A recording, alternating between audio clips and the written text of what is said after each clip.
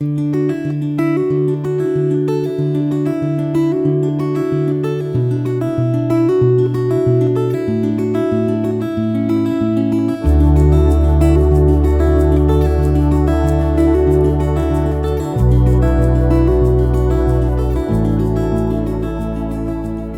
reading begins in Leviticus, chapter 13, starting in verse 1. The Lord spoke to Moses and to Aaron, saying, When a man shall have a swelling in his body's skin, or a scab, or a bright spot, and it becomes in the skin of his body the plague of leprosy, then he shall be brought to Aaron the priest, or to one of his sons, the priests. The priest shall examine the plague in the skin of the body. If the hair in the plague has turned white, and the appearance of the plague is deeper than the body's skin, it is the plague of leprosy. So the priest shall examine him, and pronounce him unclean. If the bright spot is white in the skin of the body, and its appearance isn't deeper than the skin, and its hair hasn't turned white, then the priest shall isolate the infected person for 7 days. The priest shall examine him on the 7th day.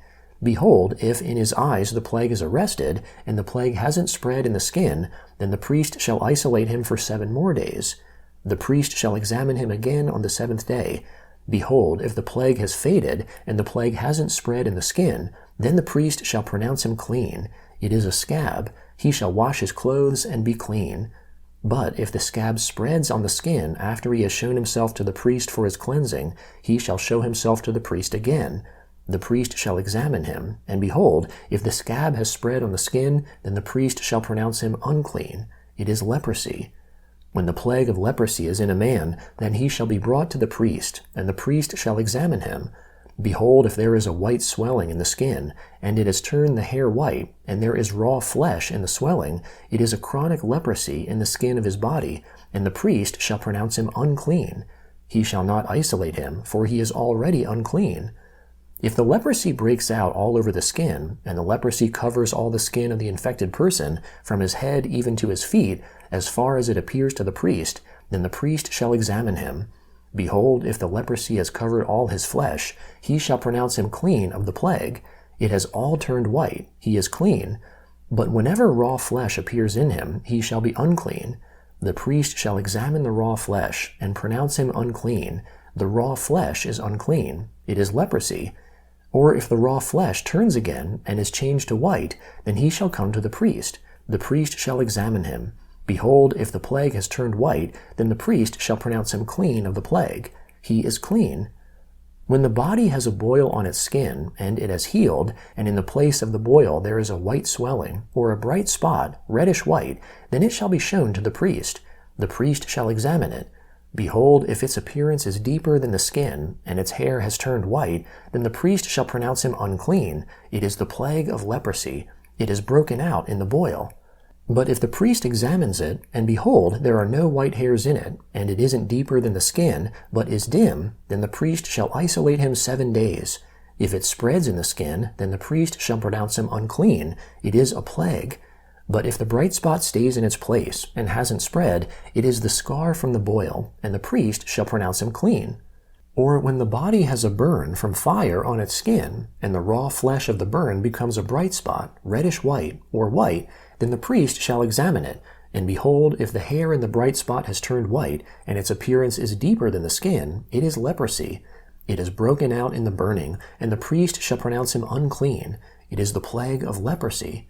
But if the priest examines it, and behold, there is no white hair in the bright spot, and it isn't deeper than the skin, but has faded, then the priest shall isolate him 7 days.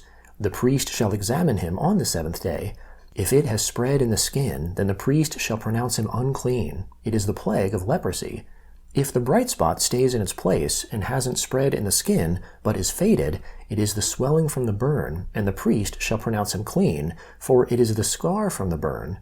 When a man or woman has a plague on the head or on the beard, then the priest shall examine the plague, and behold, if its appearance is deeper than the skin, and the hair in it is yellow and thin, then the priest shall pronounce him unclean. It is an itch. It is leprosy of the head or of the beard. If the priest examines the plague of itching, and behold, its appearance isn't deeper than the skin, and there is no black hair in it, then the priest shall isolate the person infected with itching 7 days. On the 7th day the priest shall examine the plague. and behold, if the itch hasn't spread, and there is no yellow hair in it, and the appearance of the itch isn't deeper than the skin, then he shall be shaved, but he shall not shave the itch. Then the priest shall isolate the one who has the itch 7 more days. On the 7th day the priest shall examine the itch, and behold, if the itch hasn't spread in the skin, and its appearance isn't deeper than the skin, then the priest shall pronounce him clean. He shall wash his clothes and be clean. But if the itch spreads in the skin after his cleansing, then the priest shall examine him. And behold, if the itch has spread in the skin, the priest shall not look for the yellow hair. He is unclean. But if in his eyes the itch is arrested, and black hair has grown in it, then the itch is healed. He is clean. The priest shall pronounce him clean. When a man or a woman has bright spots in the skin of the body, even white bright spots, then the priest shall examine them. Behold, if the bright spots on the skin of their body are a dull white, it is a harmless rash. It is broken out in the skin. He is clean. If a man's hair has fallen from his head, he is bald. He is clean. If his hair has fallen off from the front part of his head, he is forehead bald. He is clean. But if a reddish-white plague is in the bald head or the bald forehead, it is leprosy breaking out in his bald head or his bald forehead. Then the priest shall examine him. Behold, if the swelling of the plague is reddish-white in his bald head or in his bald forehead, like the appearance of leprosy in the skin of the body, he is a leprous man. He is unclean. The priest shall surely pronounce him unclean. His plague is on his head. The leper in whom the plague is shall wear torn clothes, and the hair of his head shall hang loose. He shall cover his upper lip, and shall cry, Unclean, unclean. All the days in which the plague is in him he shall be unclean. He is unclean. He shall dwell alone. His dwelling shall be outside of the camp. The garment also that the plague of leprosy is in, whether it is a woolen garment or a linen garment, whether it is in warp or woof, of linen or of wool, whether in a leather or in anything made of leather, if the plague is greenish or reddish in the garment, or in the leather, or in the warp, or in the woof, or in anything made of leather, it is the plague of leprosy, and shall be shown to the priest. The priest shall examine the plague, and isolate the plague 7 days. He shall examine the plague on the 7th day. If the plague has spread in the garment, either in the warp, or in the woof, or in the skin, whatever use the skin is used for, the plague is a destructive mildew. It is unclean. He shall burn the garment, whether the warp or the woof, in wool or in linen, or anything of leather in which the plague is, for it is a destructive mildew. It shall be burned in the fire. If the priest examines it, and behold, the plague hasn't spread in the garment, either in the warp, or in the woof, or in anything of skin, then the priest shall command that they wash the thing that the plague is in, and he shall isolate it 7 more days. Then the priest shall examine it after the plague is washed, and behold, if the plague hasn't changed its color, and the plague hasn't spread, it is unclean. You shall burn it in the fire. It is a mildewed spot, whether the bareness is inside or outside.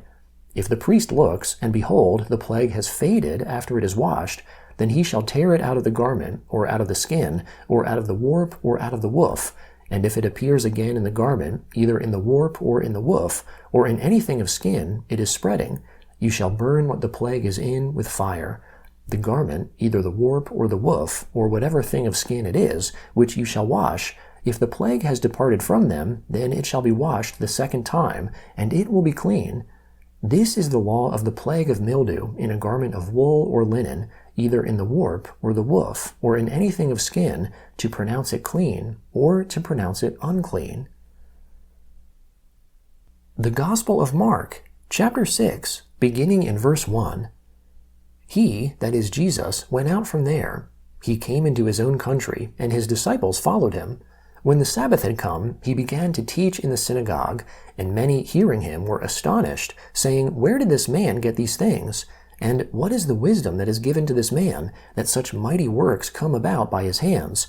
Isn't this the carpenter, the son of Mary, and the brother of James, Joseph, Judah, and Simon? Aren't his sisters here with us?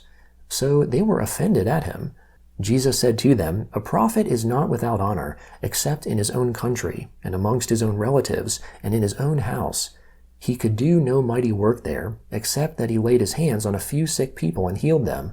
He marveled because of their unbelief. He went around the villages teaching. He called to himself the 12, and began to send them out 2 by 2, and he gave them authority over the unclean spirits. He commanded them that they should take nothing for their journey, except a staff only, no bread, no wallet, no money in their purse, but to wear sandals and not put on 2 tunics. He said to them, "Wherever you enter into a house, stay there until you depart from there. Whoever will not receive you nor hear you, as you depart from there, shake off the dust that is under your feet for a testimony against them.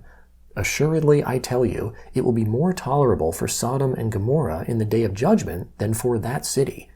They went out and preached that people should repent. They cast out many demons, and anointed many with oil who were sick, and healed them. King Herod heard this, for his name had become known, and he said, "John the Baptizer has risen from the dead, and therefore these powers are at work in him." But others said, "He is Elijah." Others said, "He is a prophet, or like one of the prophets." But Herod, when he heard this, said, "This is John, whom I beheaded. He has risen from the dead." For Herod himself had sent out and arrested John, and bound him in prison for the sake of Herodias, his brother Philip's wife, for he had married her. For John had said to Herod, "It is not lawful for you to have your brother's wife."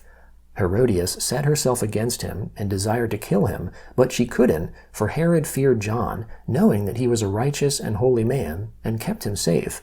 When he heard him, he did many things, and he heard him gladly.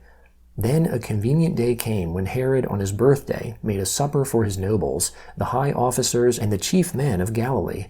When the daughter of Herodias herself came in and danced, she pleased Herod and those sitting with him. The king said to the young lady, "Ask me whatever you want, and I will give it to you." He swore to her, "Whatever you ask of me, I will give you, up to half of my kingdom." She went out and said to her mother, "What shall I ask?" She said, "The head of John the Baptizer." She came in immediately with haste to the king and requested, "I want you to give me right now the head of John the Baptizer on a platter." The king was exceedingly sorry, but for the sake of his oaths and of his dinner guests, he didn't wish to refuse her. Immediately the king sent out a soldier of his guard and commanded to bring John's head, and he went and beheaded him in the prison, and brought his head on a platter, and gave it to the young lady, and the young lady gave it to her mother. When his disciples heard this, they came and took up his corpse and laid it in a tomb. Psalm 39, beginning in verse 1. I said, "I will watch my ways, so that I don't sin with my tongue. I will keep my mouth with a bridle, while the wicked is before me. I was mute with silence. I held my peace, even from good. My sorrow was stirred. My heart was hot within me. While I meditated, the fire burned. I spoke with my tongue. Lord, show me my end. What is the measure of my days? Let me know how frail I am. Behold, you have made my days hand-widths. My lifetime is as nothing before you. Surely every man stands as a breath. Surely every man walks like a shadow. Surely they busy themselves in vain. He heaps up and doesn't know who shall gather. Now, Lord, what do I wait for? My hope is in you. Deliver me from all my transgressions. Don't make me the reproach of the foolish. I was mute. I didn't open my mouth, because you did it. Remove your scourge away from me. I am overcome by the blow of your hand. When you rebuke and correct man for iniquity, you consume his wealth like a moth. Surely every man is but a breath. Hear my prayer, Lord, and give ear to my cry.